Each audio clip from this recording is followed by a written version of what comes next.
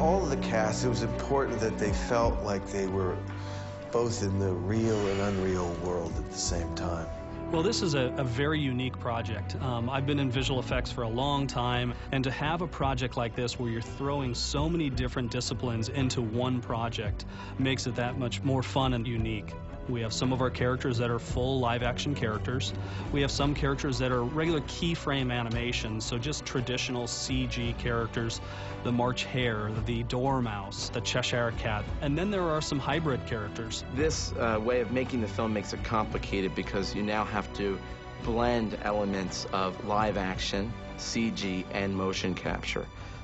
You have, interaction between someone who's actually on set in makeup, interacting with something that's not there, or interacting with someone that's in a motion capture suit. Well, if it's not my favorite trio of lunatics. Motion capture basically records the movement of whatever the sensors are hooked to. They gave me a neoprene suit because I have all of these electronic things on that help sense where my body is.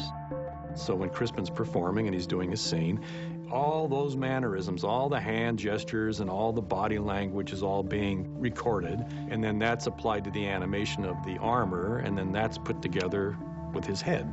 It is Crispin Glover's real head on a computer-generated body, but moving just like Crispin Glover's body really did when we were shooting on stage.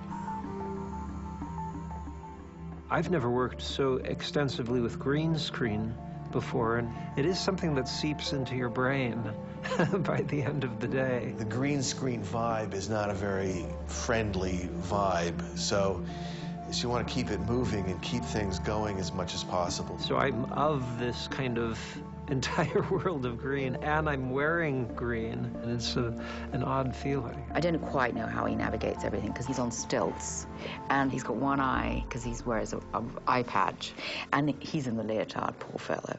It's my crown, and I, the eldest! Jabberwocky!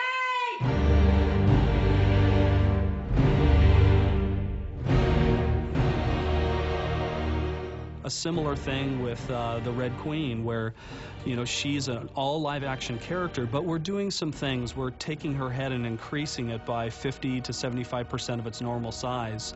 I think probably my head's been growing for some time. There's probably a tumor in there, and it's been pressing on the bit that controls the emotions. It wasn't just as much as enlarging her head, but her neck goes along for that ride as well. So you can imagine if you turn a person's profile and you enlarge their head and their neck would no longer fit on their shoulders. So what we had to do is some pretty intricate tapering of the neck and the jawline to kind of get it to fit back into this design collar. The subtleties of blending her head into her normal-sized body has been difficult, but it looks really interesting. So you kind of say, all right, what's great about that is it takes you to a mid-ground point, which is a real person, but manipulated and slightly mutated, so not quite real. And it's like this missing link between the CG world and Alice, who's always normal-looking, even if she's 20 feet tall. Bandersnatch is a pure 100% CG character. He's kind of half bulldog and half grizzly bear. Totally made-up character, never really seen anything like it before. Our goal was to go with a slightly more naturalistic approach to the animation. Bandersnatch is particularly problematic because his fur is so long. To get all of the sort of like fine details to get something that looks, just fantastic is computationally very, very expensive. For a creature that is this large and what it's supposed to do, we want to get little, subtle details in emotion. So we are going to start adding in, like, drool coming out of the mouth. To make it feel like he's really kind of wincing at that moment. Well, you just got to feel like it's really squishing into the eye socket, and it kind of hurts a little bit when he shoves it in there. Each of those things kind of helps just get a sense of realism into image. Every little, bit just keeps adding a layer of complexity. It's the most important thing, I guess, it's that it has a soul, that it's not, it's artificial, but it shouldn't look like that. Who is this Absalom? He's wise. He's absolute. He's Absalom. And then there's two fun characters, which are Tweedledee and Tweedledum. The Tweedles were always my favorites in the books. I always adored them. I thought there's no human that can be that sort of funny or cute or sweet or bizarre. And Tim found him, Matt Lucas. Hello there, friend. How you doing? All right. I've put on a little bit of weight recently. Can you tell? No. Yeah. The way we have to photograph them is Matt Lucas plays both characters.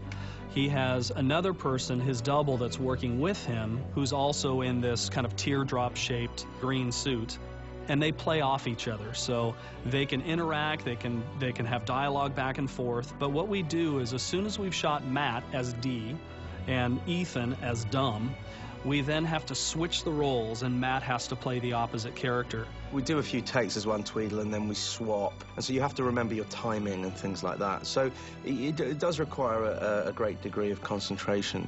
And so then what we end up doing is we take the two performances of Matt Lucas, and we end up splitting those two performances together to create one master plate, and that's used as our reference for our animation. And eventually what we will end up doing is take the performance of Matt Lucas's face, and we're calling it face pasting. We'll take that performance and actually stick it onto the CG character, so you'll have this CG computer-generated character with Matt Lucas's actual face integrated into it. There's a lot of pieces and puzzling, putting things together, and in a weird way, kind of like a Polaroid photo, like you really don't see a shot materialize until the very end. It's a nice blend of the worlds, I think, to help you just kind of believe everything you're seeing.